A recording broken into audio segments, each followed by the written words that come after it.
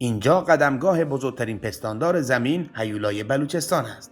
در سال 1859 میلادی کارکنان انگلیسی شرکت تلگراف در نواحی شرقی بلوچستان از کشف استخوان‌های یک شتر غول‌پیکر که مردم محلی آن را متعلق به رستم می‌دانستند باخبر شدند. بر طبق افسانه‌های محلی، رستم این شتر را در نبرد با کوک کوهزاد به غنیمت گرفته بود. در سال 1910 میلادی دیرینه‌شناس انگلیسی به نام کلایو فورستر کوپر از موزه سیجویک کمبریج که افسانه‌ها و گفته‌های مردم بلوچستان مربوط به یافتن استخوان‌های یک شتر غول‌پیکر را جدی گرفته بود، راهی مکانی به نام دیر بگتی شد، جایی که روستاییان استخوان‌های عجیب و بزرگی را پیدا کرده بودند. او انتظار داشت که این شتر غول‌پیکر یک دایناسور ساده باشد، اما در نهایت ناباوری او استخوان‌هایی از بزرگترین پستانداری که تاکنون بر روی زمین گام برداشته است را شناسایی کرد.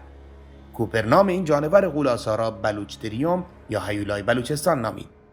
در سالهای آغازین دهه 90 میلادی ژان لوک ولکوم دیرینه‌شناس برجسته فرانسوی پژوهش کوپر را دنبال و سفر پژوهشی را در جستجوی این جانور عظیم‌الجثه آغاز کرد و سرانجام در تپه‌های پیرامون دیر بگتی بلوچستان استخوان‌های دیگری از هیولاهای بلوچستان را یافت. هنگامی که دیرینه‌شناس فرانسوی داستان پژوهش خود را برای سردار اکبرخان بگتی بیان کرد، سردار با او همکاری کرده و حتی کارگران محلی را با هزینه خویش به کمک او فرستاد. این گروه اکتشافی در سال 1997 میلادی در پایان یک روز خاکبرداری خسته کننده استخوان انگشت این جانور را در دره سنگی در نزدیکی تپه‌های دیر بگتی کشف کردند. این گروه در زمینی به گستردگی 20,000 متر مربع تعداد بیشماری از استخوان‌های این نوع دایناسور را یافتند که در نوع خود بهترین کشف استخوان‌های نهفته درون زمین به شمار می‌رفت. بعد از کشف کامل اسکلت هیولای بلوچستان، سردار اکبرخان بگتی آنها را در 10 کانتینر فلزی نگهداری می‌کرد که پس از شهادت ایشان به موزه‌ای در پاکستان انتقال داده شدند.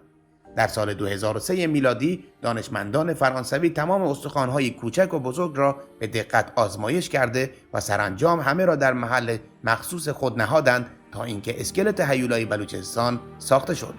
ارتفاع شانه‌های هیولای بلوچستان از سطح زمین حدود 5.5 متر و طول آن از بینی تا دم 10 متر بوده است.